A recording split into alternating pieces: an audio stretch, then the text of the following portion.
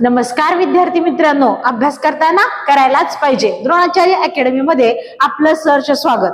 आज आपण science part मधला केमिस्ट्री मधला एक छोटासा टॉपिक बघणार आहे, ते म्हणजे आयसोटोप्स. आता आयसोटोप्स म्हणजे काय बघा, atoms of same element having same atomic number but different mass number.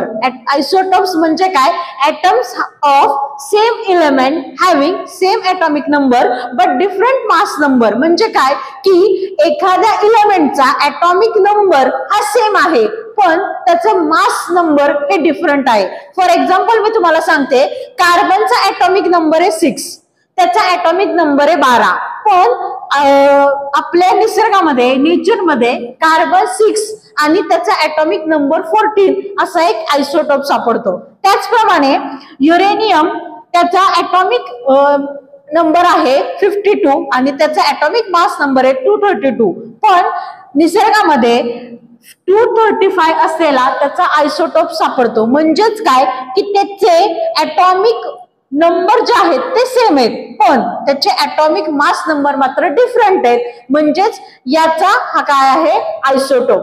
धन्यवाद. नेक्स्ट व्हिडिओ मध्ये आपण बघणार आहे फोर्सची डेफिनेशन.